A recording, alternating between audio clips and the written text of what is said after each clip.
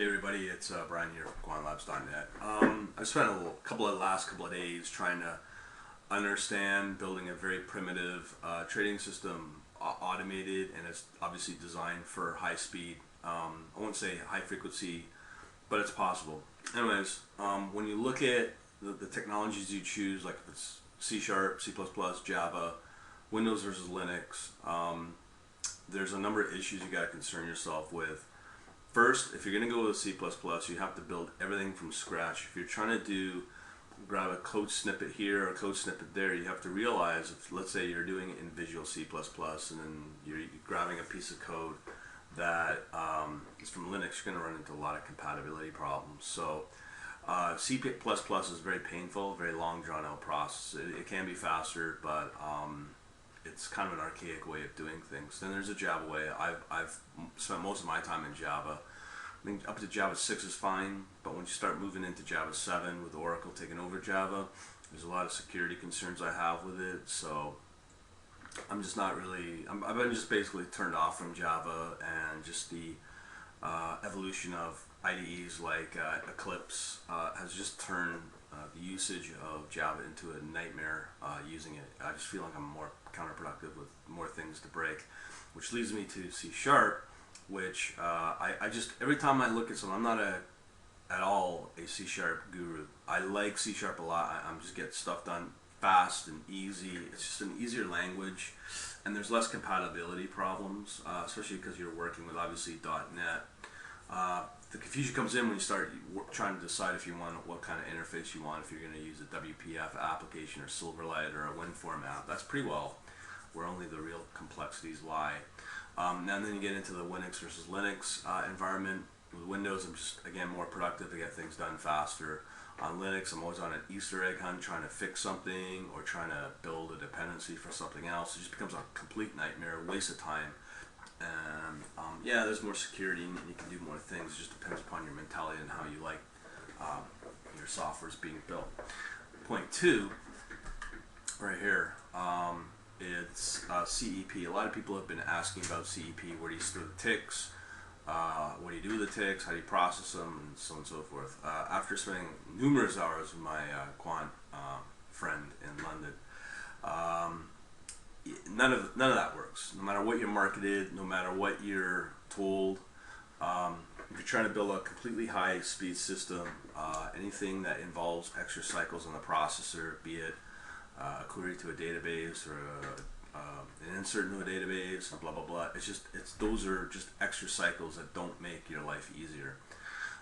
As a result, you want to work with in-memory databases. So basically everything's all in memory, and that's where your computer science skills and your collections and design patterns come into place.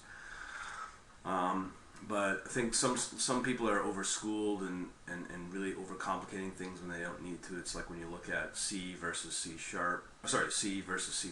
C is a very simple language, but when you start throwing in things like object-oriented programming, it just really complicates things when you don't need to. I mean, that's all fine if you're working with web type of applications or database or interface type of applications with something kind of GUI, but these kind of applications we're dealing with are just pure, simple mathematical algorithms. There's nothing complex about it. But there is still a concern in multi-threading when you have many threads and instruments and assets trying to access that same algorithm. That's where the multi-threading comes into play. So in the end, which I'm going with is obviously C#. I'm throwing out the idea of the CEP business. This is in concerns of a production live trading system. CEP is fine for archiving if you want to run backtesting, historical analysis, all that stuff against those ticks and that data. That's fine. Speed is not a concern. So you can use things like CEP in a archiving environment. So that leads me to, as I said, using an in-memory database. I mentioned about concurrent queues. That's within C#. Now with the concurrent, it's important to understand that these are the concurrent is thread safe. So you can have multiple processes access that queue without needing to worry about locking and collisions and that sort of thing. So that's just the basic data types to work with. The next up comes things like IQ feed, because that's, I mean, from a small guy's perspective, or schmuck's perspective, like I like to call it. The IQ feed, there's lots of examples on how to stream data from the IQ feed into whatever language, be it Java, C#, C++, that exists, but it's all one big string. You have to parse it up. So what do you do with that? So if you've been following me, you know I like my code-generated C from a Simulink model from within the world of MATLAB. I played with it yesterday. I'm very convinced it's a smart way to do things. That's just from my perspective. I know a lot of people would rather build a trading system with its own internal framework in the same language and then build strategies off that API or that framework. In my case, it's a little different. I like Simulink because you can visually build a model in Simulink and then co-generate it into C. That's what I like about it. So that kind of complicates my process. So because I'm using in-memory database with a concurrent queue, I have to stream it into something. So when I'm streaming that data is into the C code generated C code from Simulink. Now the way to do that is using 0MQ. Apparently, again from the quant, learn lots of stuff with this guy. 0MQ is the lowest latency for that, for message queuing. So you have the streamer stream the data into the 0MQ. And now the nice thing with 0MQ is that you can also have multiple clients go into the, or sorry, probably the better way is there's the publisher, and you can have many subscribers, or it can be many to many, and again the streamer and the Simulink model, the co-generated in C, are decoupled processes. So it's not in the same application, which is kind of nice as well. Decoupled meaning it's independent from each other. Another computer way of saying stuff. But that's what I'm planning to do, use this pub-sub technique. Now, it comes back to what do we do all the ticks. Everything comes down to ticks and what you do with them, because when you are using Simulink, you have to stream or do it off of a file into the model. Now, when it's in C, obviously you do it through streaming, through socket programming, and that's fine. That's the best way to do it.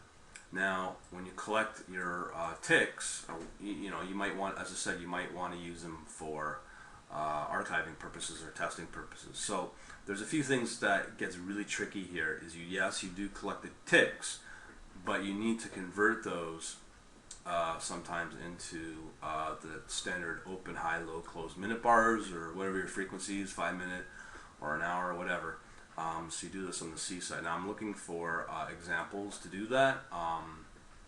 You know, you could write your own, but every time I write my own, I'm probably spinning my wheels more on that than, you know, just using working code. So I'm looking for that. As you can see, there's a lot of complexities that go with this. And this is just a very primitive, basic trading system, communicating between your data feed from, let's say, like an IQ feed into wherever your trading logic will reside, be it in a strategy or a model, which is obviously being generated by Simulink. So back to the ticks, you need to convert all the ticks into minute bars, because depending upon your model, if it takes too long, you might be able to only execute your strategy on a minute basis. That was something that was suggested. If you have other algorithms that can be done on a tick-by-tick basis, you can do that. But again, I've seen instances where the ticks are coming in so fast that the algorithm or the model, it takes it too long to process. That's why everything has to be done in memory, because once you, as I said, once you start applying all the file I/O with a database, let's say, it's just slowing things down. So it has to be done in memory, and it has to be organized and structured in a highly intelligent way as well. So, you know, I'll give you an example. I've witnessed trading pairs, currency, major pairs, like US dollar or euro. Those ticks are moving very, very fast. I've also just played witness to SPY ticks as well. They're just moving in really, really fast. So you might be only able to execute your trades or your trading decisions on minute bars. Okay, hopefully you're with me so far. Again, rewind if you need to go through. I didn't want to type all this crap up because it would take hours. So videos are better. Okay, so now we're trying to do our executing on our trading decision. So again, we got to do that in memory. Now, we can have a separate process where we store ticks into a database like MongoDB. Now, it's not as critical on the speed when you're going through a database. MongoDB is fine, but because I'm using MATLAB, I'm now kind of wondering maybe I should use SQL Server. Just SQL Server is kind of easy to work with. It has something called Stream Insight, which is kind of Microsoft's own version of CEP. Now again, this point right here with the SQL Server or any database is not to be used with a live trading system. Just from my experience and from what I've been told, I believe it. And there's going to be two separate systems. Like I said, one in-memory database using the concurrent queue, where I talked about that, and then a separate one just for backtesting purposes when you're prototyping and researching in, let's say, MATLAB. So if you are going to use something like a SQL Server, you can use the Stream Insight. You can do the intelligent querying and backtesting using MATLAB or Excel or even .NET itself. With .NET, with C#, let's say you got the link, LINQ. You can actually do some intelligent querying with that, and you can actually develop some really cool strategies based around that. Okay, but again, that's all in your backtesting or your researching in MATLAB. Or whatever. Okay, so then the question is, where do we send the order? Well, if you remember mine, you know what software I'm using to do the orders. It's a great piece of software. It can be done in .NET, like C# or C++. So it doesn't matter if it's on the C# side with a streamer and a separate process, or it can be done within the C code generated by the simulate. So I have that as an option. Okay, so brings us to some other questions. Okay, now if you're not already lost and pulling your hair out with what the hell, there's a lot more to be concerned with. That's just when I say a primitive, yeah, it's just what it is. Now, when you do your orders, you got to worry about things like your portfolio, your trading account, risk management. The trades themselves or the orders themselves, so everything comes back down to reconciliation. Now, I was thinking of doing some third-party, again, primitive stuff just to get you started, is to use a product like the XLQ, which I mentioned, or you could use the TWS itself, but there's some limitations there, and that's from interactive brokers. So that's one concern you need to worry about. Next is the charting. Charting is not really needed. I have mentioned the XLQ as a charting way, or another one that is done in .NET C# is Oxyplot. So those are my options down the road, but these are the steps I need to worry about today to get up and running. But where things get really complicated and really hairy is this conversion of ticks to your minute bars or whatever your frequency is. So this is becoming like a Pandora's box where you look at one thing and then you just open up another can of worms, and it just gets more and more complex. But as far as I can tell, these 6 right here are the 6 major issues and some workarounds to get around that.